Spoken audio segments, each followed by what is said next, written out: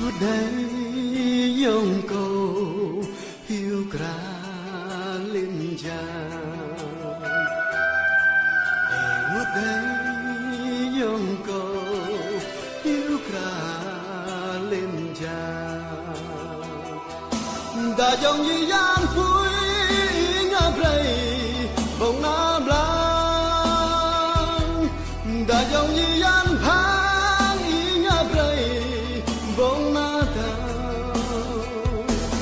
dễ hơn câu lại tuân lại gian lõm tuồng dễ hơn câu lại tuân lại gian lõm tuồng dòng huy lo xóm pin ngà dòng huy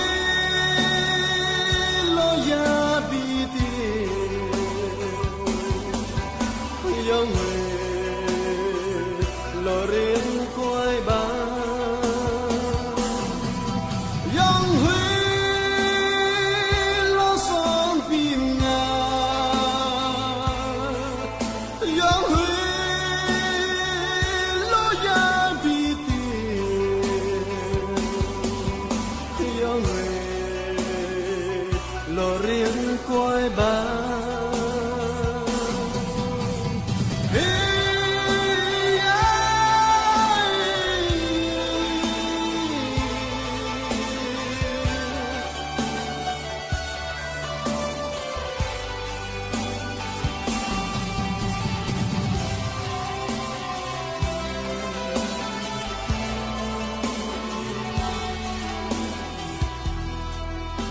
ngút đây dòng cầu hiu kra lên giang ngút đây dòng cầu hiu kra lên giang đã dòng như gian cuối ngã rây bông na blang đã dòng như gian phang ngã rây bông na thao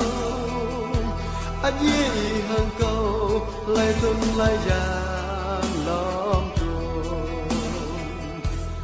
dễ hơn câu lại tuân lại gian lõm tuồng dòng huy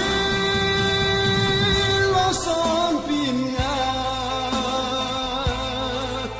dòng huy lo ya bi tiêu dòng huy